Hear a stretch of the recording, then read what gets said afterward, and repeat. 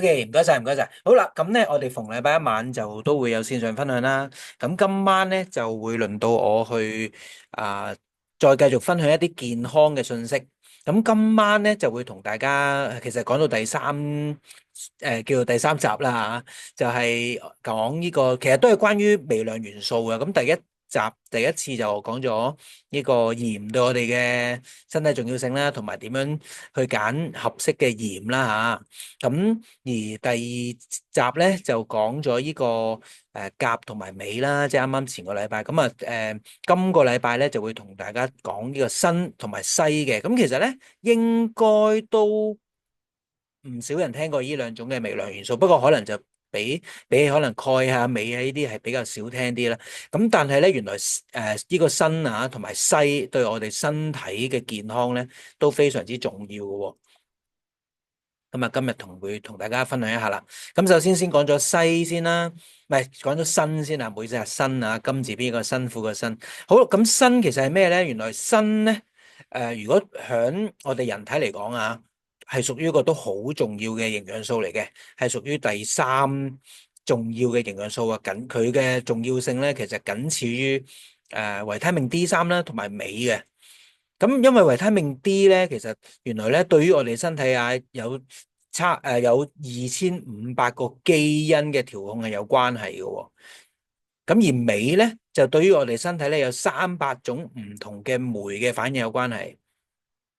咁而鋅咧原來都超過咧有200種同酶有唔同嘅反應有關係嘅喎。咁所以咧其實鋅咧對身體啊，我哋身體健康咧都非常之重要嘅，因為我哋身體入邊咧有好多種唔同嘅酶啦，或者有啲人講叫酵素啦，呢啲酶咧對於我哋身體即係講緊各樣嘅消化或者係呢個唔同嘅新陳代謝、唔同嘅反應咧都好重要嘅。咁所以咧，其實如果50歲以上嘅人士咧，其實我哋建議咧，每日咧都必須要咧去補充翻足夠嘅維他命 D3啦、鎂啦同埋鋅啦。咁首先咧，簡單講講鋅對我哋身體有啲咩咁重要先啦。原來咧，鋅係對於我哋身體咧，製造其中一種好強嘅抗氧化物質係有幫助喎。嗰種抗氧化物質咧就係谷胱甘肽。咁我相信用得 LifeWave 嘅朋友都對谷胱甘肽唔陌生啦，因為其中 LifeWave 就係有一種嘅光療貼咧，就係幫助我哋身體提升製造呢種谷胱甘肽。咁原來咧，我哋身體有足夠嘅鋅咧，都會幫助我哋身體製造谷胱甘肽嘅喎。咁谷胱甘肽係我哋身體最強嘅抗氧化物質啦。咁呢種抗氧化物質其實可以幫我哋身體做排毒啦、排重金屬啦，同埋可以保護同埋修復我哋個肝臟嘅。咁如果大家有聽過我講關於LifeWave 嘅谷胱甘肽呢個光療貼咧，對於我哋身體有啲咩幫助咧？應該對谷胱甘肽都會比較認識嘅。咁除咗鋅對於我哋身體製造谷胱甘肽有幫助之外咧，原來咧鋅呢種物質咧比較多係聚集喺我哋嘅前列腺度。當然啦，係男士先有前列腺啦，女士係冇啦。咁而呢個鋅咧係有幫助於我哋咧男士製造精子同埋高固酮啊。咁嗱，其實咧唔係得男士先有高固酮啊，女士都會產生高固酮噶喎。咁當然咧，男士嘅即係高固酮都非常之重要啦。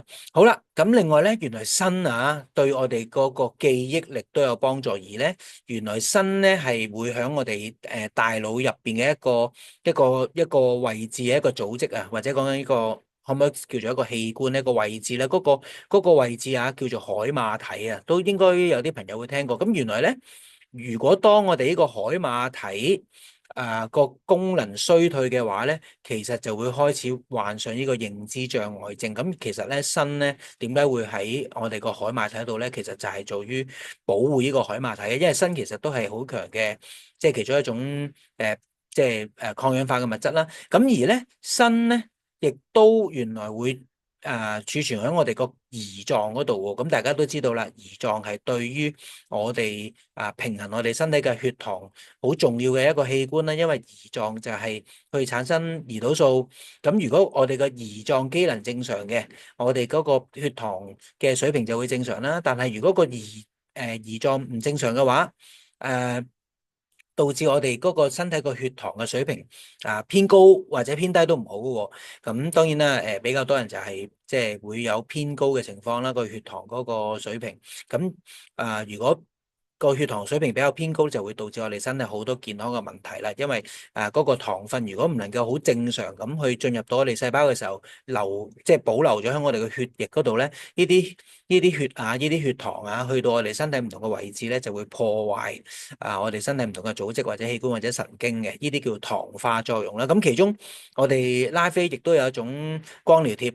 係可以幫助抗糖化啦，嗰種係叫基肽啦，因為基肽除咗係一種抗氧化物質之外咧，亦都係暫時響我哋人體揾到最強抗糖化嘅一種物質啦。所以咧，拉菲嘅發明家David Smith 咧都有提及過，就係話如果有高血糖或者糖尿病嘅朋友咧，其實除咗當然用 X39或者係講緊用 SP6之外咧，其中佢另外建議用嘅一個貼片咧就係基肽啦。咁原來咧鋅都會喺我哋個胰臟度保護佢啦，維持佢嗰個機能正常嘅喎。咁另外咧，如果經常有一啲叫做胃唔舒服或者胃炎嘅朋友咧，原來咧有機會可能係唔夠鋅啊，因為鋅咧其實可以幫助減輕我哋嗰個胃發炎㗎。咁大家都知道啦，其實我哋身體好多一啲健康嘅問題都係由炎症去引發啦。當然啦，炎症本身嘅原意係好嘅，佢係去想保護一啲受傷嘅位置，以免去佢有感染啦，或者係講緊佢一個位置有受損啊，有創傷嘅時候需要修復嘅話咧，就會嗰個位置會發炎，而我哋嘅幹細胞咧就會走去有發炎嘅位置去做修復嘅。咁但係如果呢啲位置唔能夠好有效去修復嘅話咧，長期去有一個發炎嘅問題咧，就會形成一個叫慢性發炎啦。慢性發炎就對身體唔好咯，因為長期嘅唔同嘅位置處於個發炎嘅狀態咧，炎症係會破壞嗰個位置啊。咁例如我哋經常都聽到好多唔同嘅炎症，例如肩周炎啊、筋膜炎啊、關節炎啊，或者係眼有紅膜炎啊、腦有腦膜炎啊，胃有胃炎啦，有腎炎啊、肝炎啊，甚至乎即係2019年呢個疫情都係關於炎症，就係新冠肺炎啦。咁所以炎症我哋都要好好去。即係去正視啊！咁其中咧，拉菲大家都知道啦，有一款貼片咧比較真係有效針對處理我哋身體嘅炎症嗰個就叫做 Eon 啦。咁亦都呢個僅次於呢個貼片嗰個歡迎程度僅次於 X39嘅啫。因為好多人都會因為炎症導致好多唔同嘅問題啦。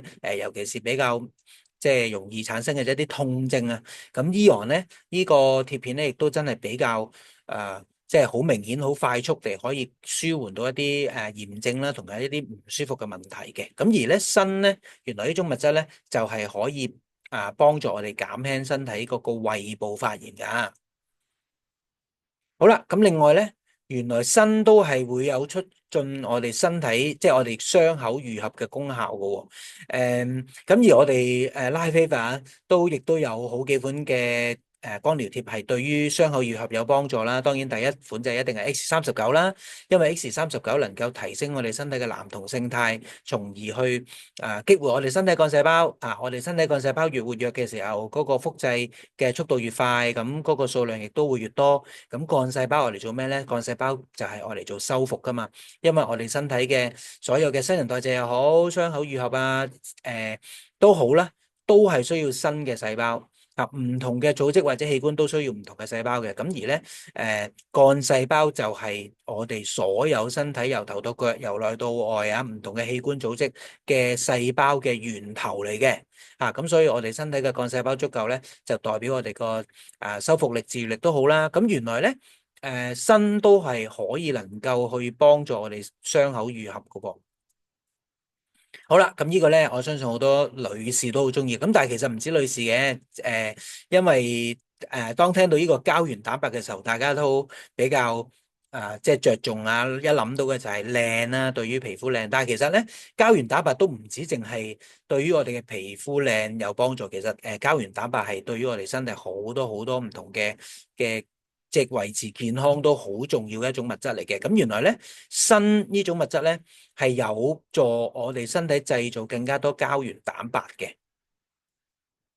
啊，咁另外咧，講開即係唔同嘅鐵片又嘅功效啦，其中咧當然 X39亦都可以幫助我哋身體製造更加多膠原蛋白啦。另外啊，有一種嘅產品啊，拉菲嘅活力貼嘅嗰個日霜同晚霜咧，佢入邊嘅成分咧，亦都係可以去令到我哋身體製造更加多膠原蛋白噶喎。咁所以咧，即係如果大家想即係皮膚有彈性啲啊，可以多啲膠原蛋白咧，都可以用埋活麗呢個日霜同晚霜去搽啦。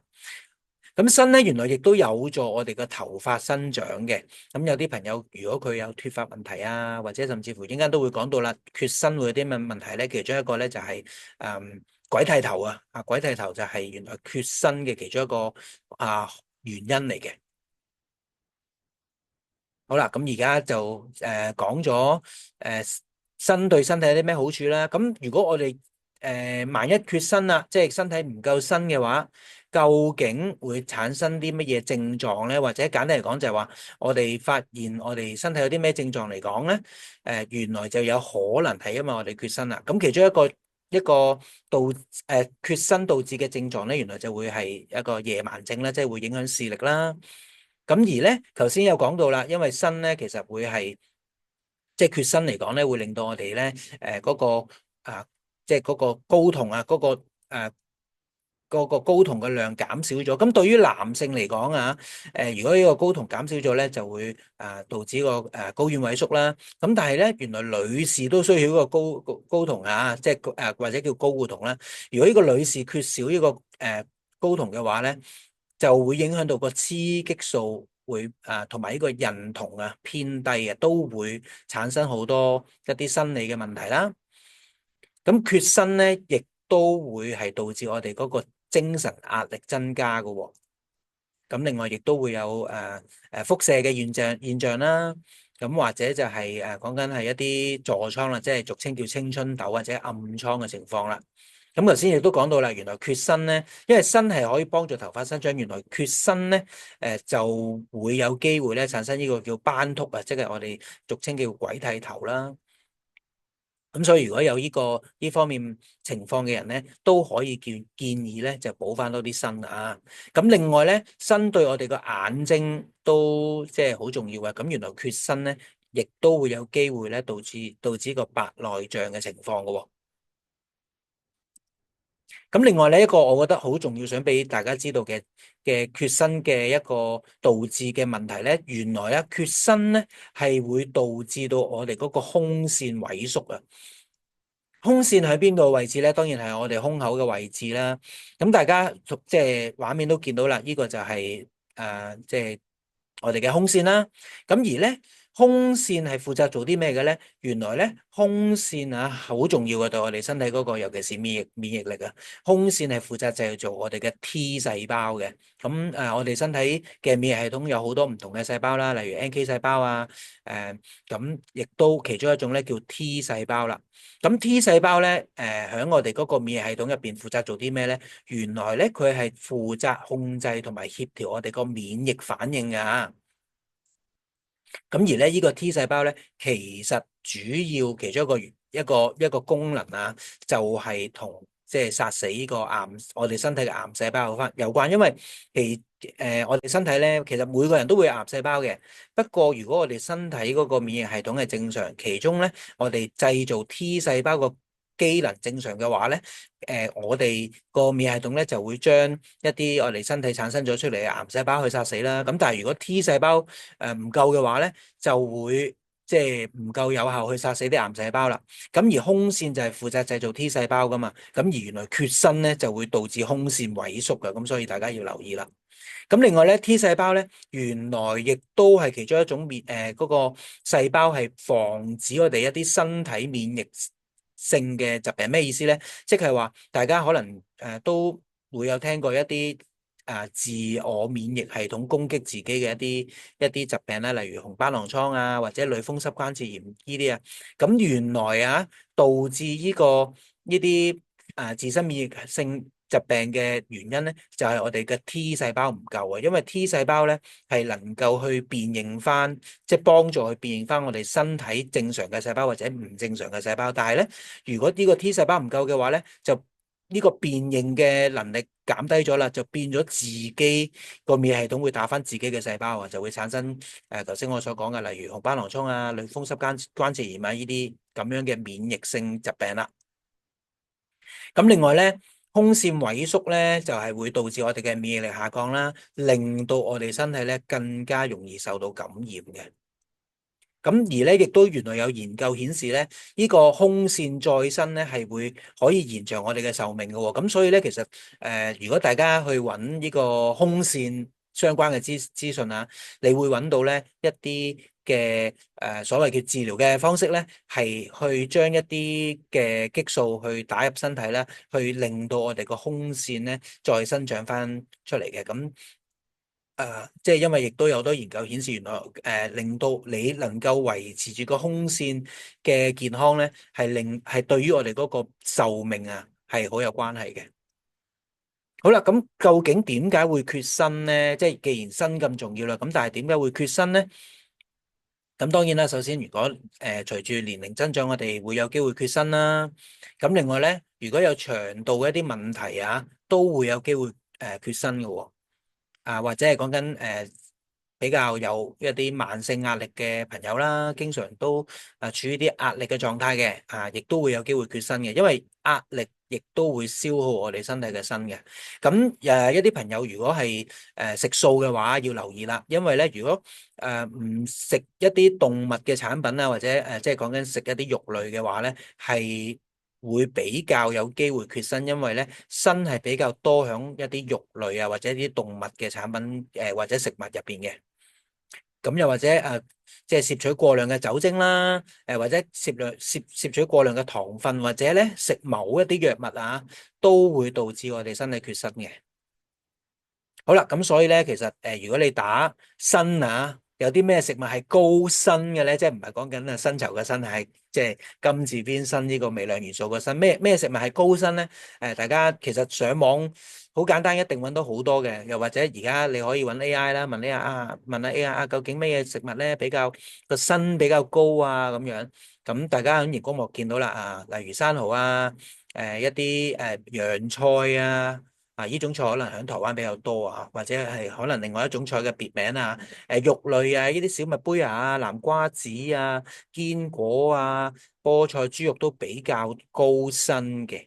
咁不過咧，好坦白講啊，而家好多嘅食物或者蔬菜都係用一種比較工業化嘅方式去，即係去種植或者去飼養，咁所以咧都會。嗰個入邊嘅營養素都會偏低咗好多添啦，咁或者就係一啲肉類嚟講，你食呢啲肉類，可能入邊佢係有鋅嘅，不過咧佢就包埋其他一啲你唔想要嘅嘢啦，例如防腐劑啊、激素啊、抗生素啊、農藥啊，咁呢啲咁樣嘅嘢咯，咁所以即係你話而家喺現代嘅情況，能唔能夠純粹透過我哋每日嘅飲食就去補充得到足夠唔同嘅營養素咧？其實真係比較難嘅。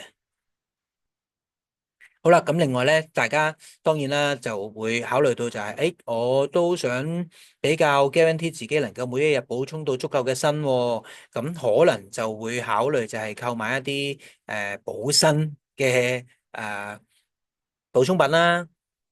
咁喺透過用一啲營養補充品去補鋅嘅時候咧，大家要留意啦。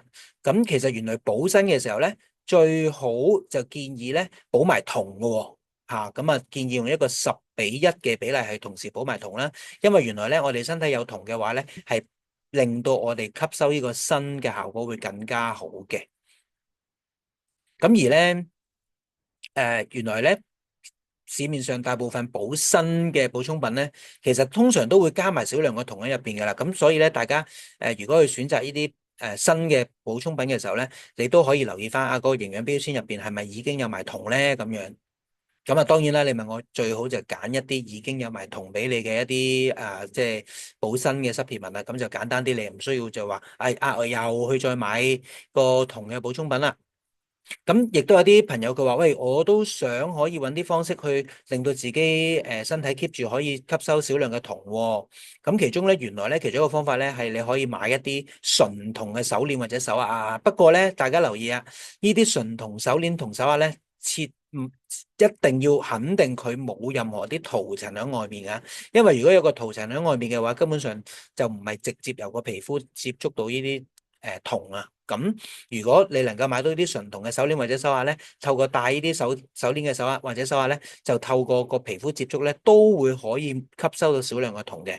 咁又或者大家都知道啦，我哋都會係建議大家用一個銅壺去補銅啦。點解咧？因為用呢個 X39同 X49呢個光療貼嘅時候，其中好重要，我哋身體需要有銅喺入邊噶嘛。因為如果我哋身體缺銅嘅話，咁誒用 X39或者用 X49嘅時候咧，嗰個效果就會爭好遠。因為 X39同 X49呢兩款光療貼咧，都係幫助我哋身體去提升我哋身體製造藍銅勝肽嘅機能。但係如果你身體唔夠銅嘅，咁你貼幾多 X 啊嗰啲石油都冇用啊。因為你唔夠銅就點能夠製造到藍銅勝肽咧？咁所以我哋都會建議喺飲食上面補充足夠嘅銅啦。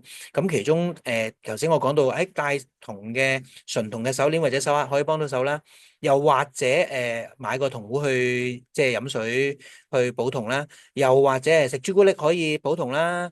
食呢啲肝臟可以補銅啦。或者原來咧，我哋購買一啲補身嘅補充品嘅時候，原來入邊已經如果有埋銅去俾埋你嘅，咁就最好啦。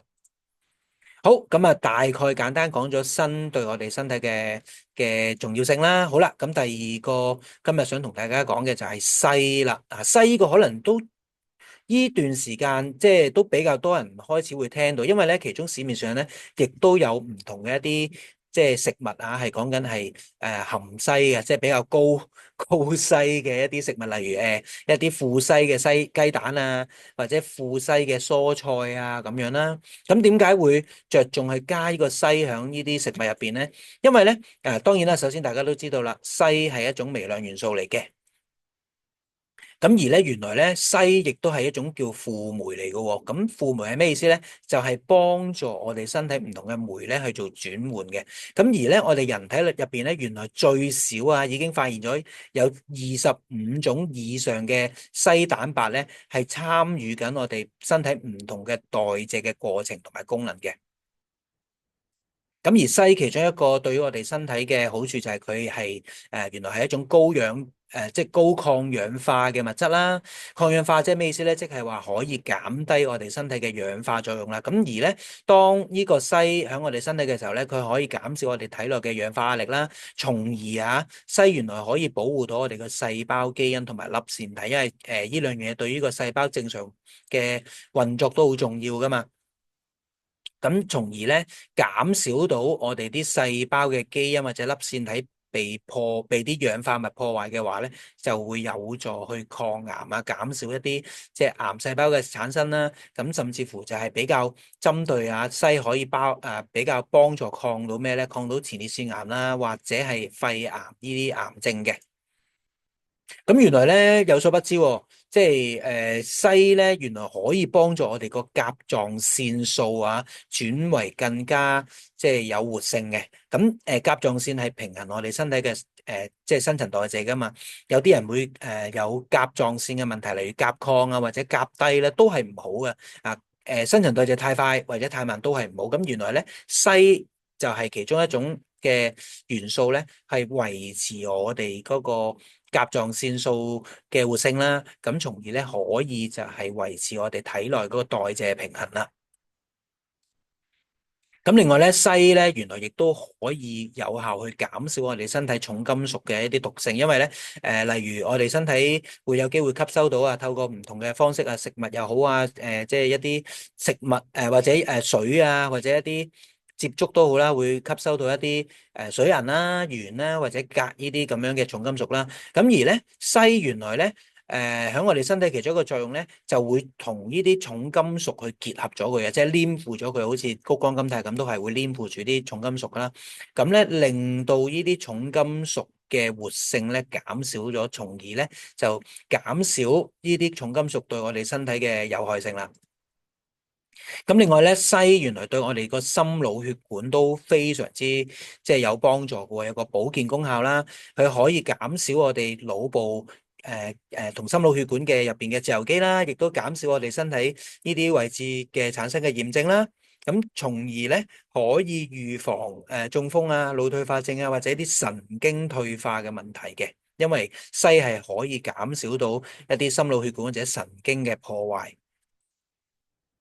好啦，咁點解會缺硒咧？咁原來咧，硒主要都係透過我哋即係喺日常飲食嗰度去吸收啦。人自己唔識製造硒嘅，一定要即係透過飲食。咁但係咧，原來現代好多一啲種植嘅方式咧，都會令到嗰個植物入邊咧嘅硒減少嘅。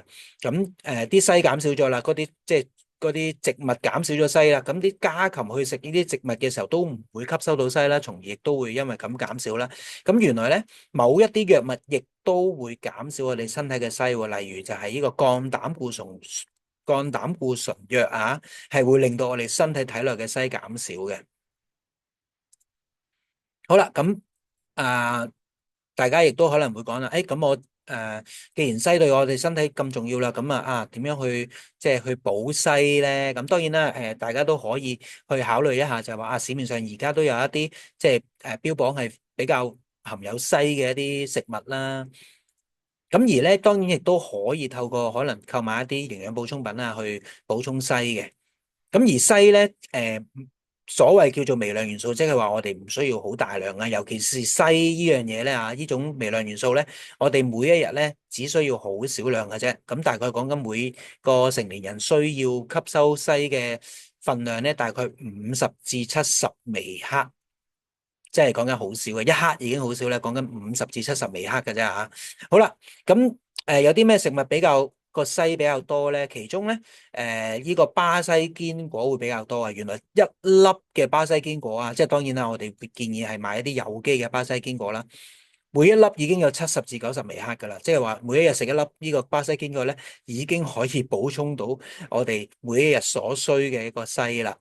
咁另外咧，頭先有講到啦，好多肉類啊、內臟啊，或者海產啊，或者貝類啊，或者蛋黃啊，都會有硒啦。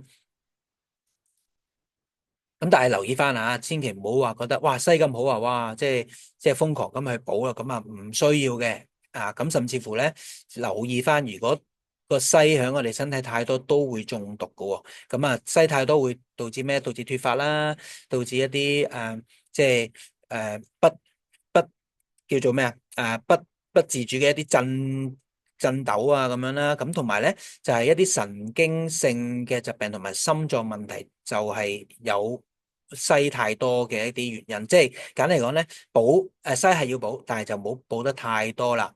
太多嘅硒嘅話咧就會中毒噶喎。咁而咧，其實上一次我講到我哋人體所需嘅其中兩種微量元素係一個鉀同埋鎂啦。咁今日講到硒同埋鋅啦。咁原來咧，我睇一睇翻咧，阿 David 佢響嚟緊會推出嘅呢個supplement 入邊啊，因為阿 David 已經響上年已經研發咗呢個配方噶啦，一個日頭同埋一個夜晚嘅 supplement 嘅配方啦。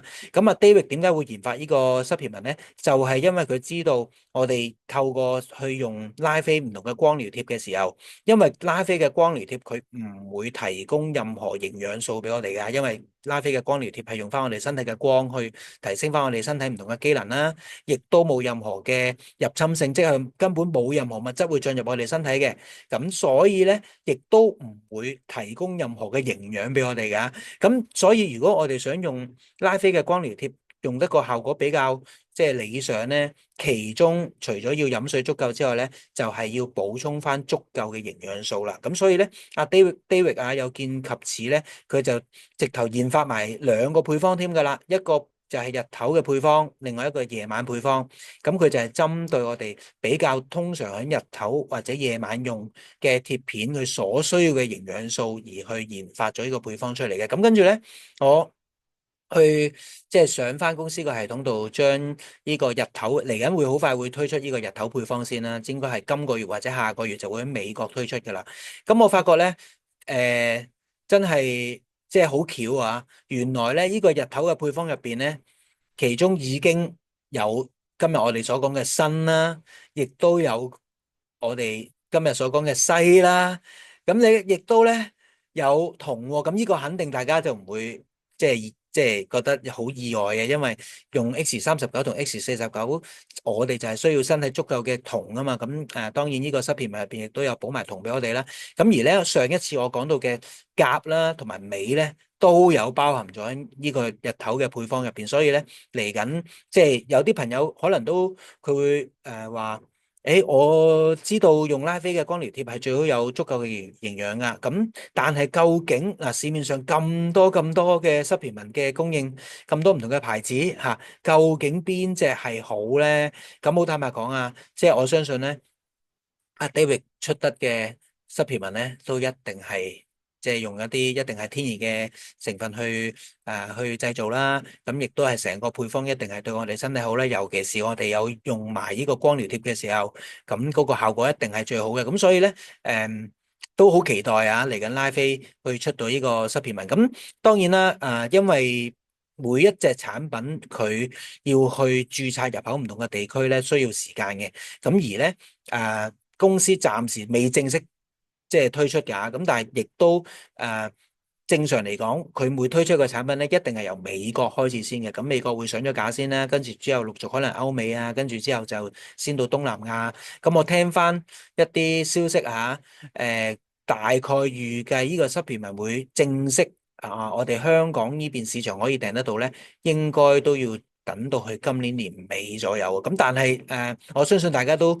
好心急，想快啲用到呢個 supplement 啦。所以咧，當呢個supplement 喺美國推出嘅時候咧，我就會即係去安排即係運一批翻嚟香港先。咁到時咧就如果大家對呢個 supplement 都有興趣嘅話咧，就密切留意我哋嘅公告群組啦。我都會喺個公告群組或者大家喺唔同嘅WhatsApp group 入邊咧，咁大家都收取翻即係相關嘅一啲消息啦。咁我到時會話翻俾大家聽，可以點樣訂得到噶啦。好，咁。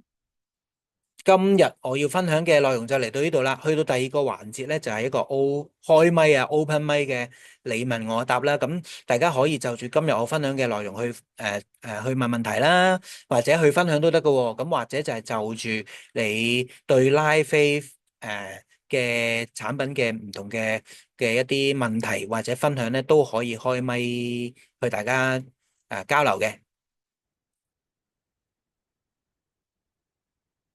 好，有冇問題想問呢？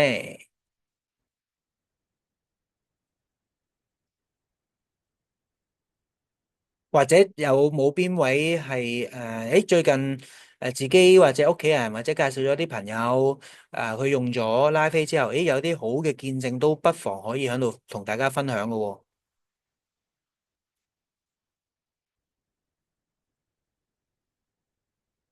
或者文字喺個聊天室度將個問題打出嚟都得嘅。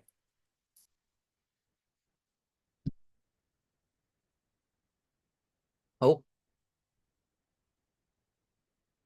哦，誒、咁其中有位朋友喺聊天室度問就話點樣去清洗嗰個銅壺啊？如果買咗個銅壺嘅話，咁其實咧基本上我都會係將嗰個銅壺嘅使用方式即係由供應商俾我嘅一個銅壺嘅使用方式去 send 俾大家啦。咁嗱，其實銅壺呢樣嘢咧，首先想同大家講就唔係 Live Faith 嘅產品嚟㗎。咁點解但係我哋點解會即係我哋內部團隊會係幫大家去團購呢個銅壺咧？就係因為大家頭先我都有講到用 X39同 X49係需要我哋身體有足夠嘅銅啦。咁其中一個補銅嘅方法唔係唯一但係其中一個補銅嘅方法就係用一個銅壺去裝水去飲用啦。咁當啲水放咗去銅壺入邊咧，嗰個水嘅銅離子就會增加，咁就從而可以幫我哋身體補銅啦。咁所以我自己覺得呢個方法係最簡單又經濟嘅，因為你買一個銅壺就即係基本上用一世㗎啦嘛，你唔抌爛佢啊，唔掉咗佢。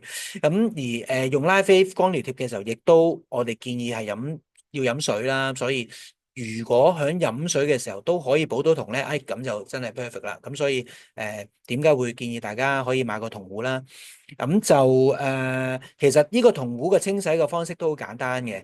通常咧，我哋建議就係用鹽啦，或者係檸檬汁啦，即係你可以去買個檸檬嘅，攣啲汁，揸啲汁，滴落去嗰個銅壺入邊，跟住之後，即係跟住最好滗一兩根鹽落去，粗鹽又得，幼鹽又得，咁咧跟住之後揾啲水去啷下佢，咁就 OK 嘅。咁但係而家要留意咧。因為現時我去幫大家訂嗰個銅壺啊，就係透過一個香港嘅一間公司，呢間公司咧佢就係響澳洲嗰邊訂啲銅壺翻嚟嘅，咁但係嗰個澳洲嘅供應商其實就喺印度嗰邊訂啲銅壺翻嚟。咁呢個銅壺點解我會揀呢個咧？因為佢係攞咗一啲認證啊。第一就係講緊唔會對佢就甚至乎個包裝都唔會對個環境有任何污染啦、任何影響啦。同埋呢個銅壺咧，佢係 guarantee 係冇任何一啲嘅嘅叫做咩塗層喺出邊嘅。因為有啲銅壺咧，佢有啲塗層喺出邊嘅話咧，係雖然佢會 keep 得好靚啊，但係咧基本上都發揮唔到嗰個銅壺嘅真正功效。但係亦都要大家留意，就係用呢個銅壺嘅時候，用得耐咗咧，因為銅係會氧化嘅，咁所以咧用下用下咧，一定嗰個銅壺咧就冇新買翻嚟嗰陣時咁靚仔噶啦。咁但係大家唔需要擔心正常嘅呢個銅係會氧化嘅。咁而間唔中揾啲檸檬汁啊、鹽啊去清洗下佢，或者可以用一啲叫做梳打粉啦，或者係白醋去啷去清洗就可以噶啦。咁所以如果你哋有買咗銅壺嘅，或者係嚟緊，我都可能因為最近比較忙於處理一個新 office 嗰邊嘅嘢啦，所以就暫時未有幫大家去團購啦。咁我再問一問供應商先，因為有時咧都要問翻供應商嗰邊有冇貨噶，佢都唔係話長期有貨，因為亦都唔知大家知唔知啊？呢段時間咧銅都比較短缺嘅。咁所以就即係點解供應商亦都即係加咗價啦？因為啲銅即係呢個市場都係講供求嘅啫，就貴咗嘛啲銅。咁所以我都可以再問一問嘅。個供應商，咁如果有嘅，咁我就會響翻我哋個公告群組嗰度去發布翻大家即係如果想團購個銅壺嘅，咁大家可以報名啦。嗰個銅壺個 size 大概可以裝到900 ml 水度啦，如果裝滿嘅話，咁個價錢就係團購就係330蚊咯。咁到時團購咗咧，順便講一講，提一提團購咗嘅話咧，大家可以上翻嚟荔枝角度去攞啦。咁又或者如果到時真係覺得，我未必方便過嚟荔枝角攞喎，咁我可以用順豐去安排寄俾你哋嘅。不過最好就上嚟荔枝角攞係最好。好，有冇其他問題想問呢？或者有分享想分享下呢？好，Stephen，係 有 Stanley，你好，你咁咧就可以有啲咧就因為用啲可能喺醫院有啲藥物咧引致係到肝同埋身痕，咁想係。問我哋嗰個晚霜其實係咪真可唔可以幫到手？譬如呢啲咁嘅俾藥物引致到嘅身痕咧，係咪有冇幫助咧？嗱，其實咧，如果痕癢嘅情況咧，其中有一款貼片咧，都比較多人覺得用咗之後可以減少一啲痕癢嘅問題嘅，就係谷胱甘肽。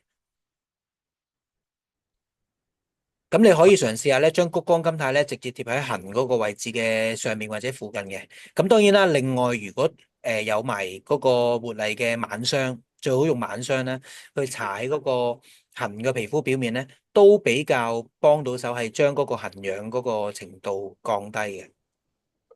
係即係藥物影響嗰啲都有機會可以幫。絕對會嘅會嘅，我會建議用埋谷胱甘肽啦，或者用埋個 XR 嗰貼喺直頭痕嘅位置附近啦。係，有時都真係要試嘅，甚至乎你話哇，我即係真係比較痕癢個情況比較嚴重喎，加埋個伊昂落去咯。嗯，即係就收到。圍住啊。其實咧，如果有皮膚問題咧，不論痕癢又好，或者濕疹或者敏感都好咧，我會建議，如果你大家想快啲去處理咧，第一真係搽嗰個晚霜啦，每隔2至3個鐘就搽一搽個活力晚霜嗰個位置度啦，皮膚問題嘅位置度啦。跟住咧，日頭就用 X39同埋谷胱甘肽最基本呢兩款，就貼喺嗰個有皮膚問題嗰個位置附近。跟住夜晚咧就可以用呢個伊昂同埋活麗，嗯都係貼喺嗰個皮膚位置附近。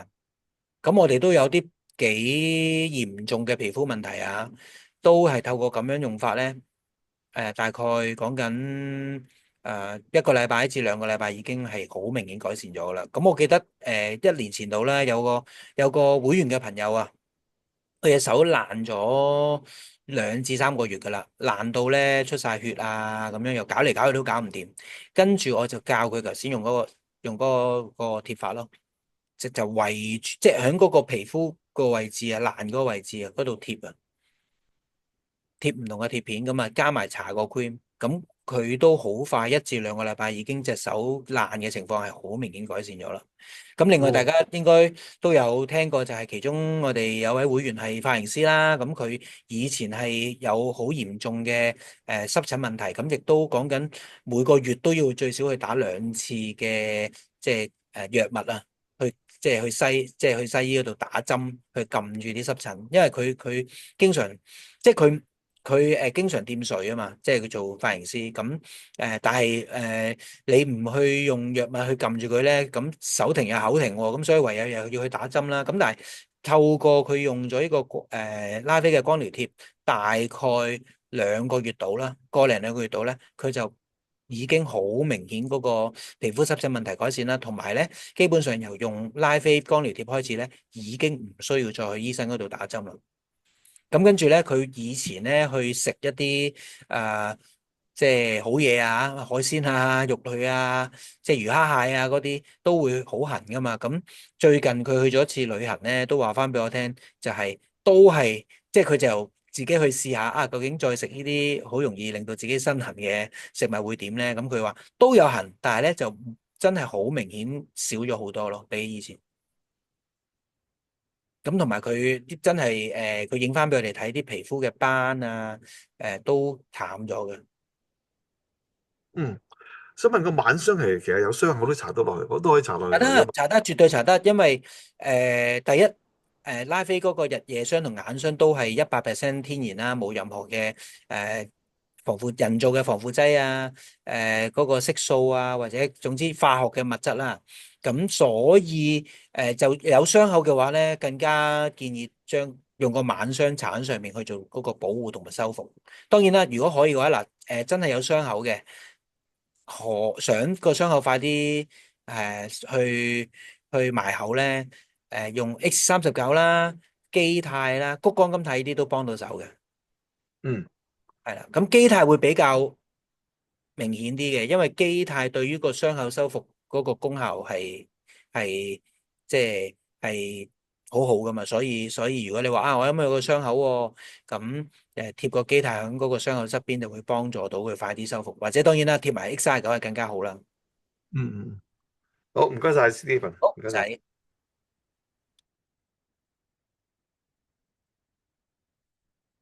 好，仲有冇問題想問呢？各位，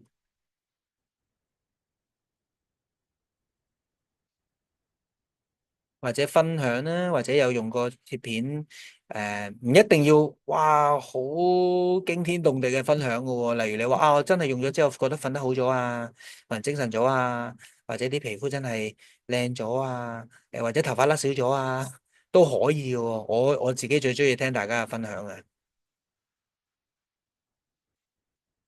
或者幫朋友分享都得嘅喎，幫你啲朋友或者會員做分享都得嘅喎，有冇咧？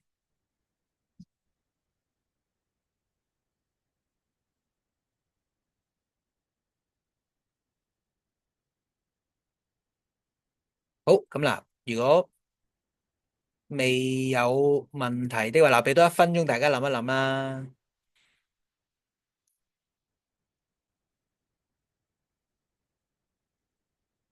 咁啊，都希望今晚大家入到嚟都攞到啲嘢走啦。咁就所以嚟緊呢，下個禮拜我哋就會再邀請一啲透過用拉菲嘅光療貼，改善咗身體嘅朋友去同我哋做分享啦。跟住再下一個禮拜呢，我都會繼續去分享一啲健康相關嘅 topic 嘅。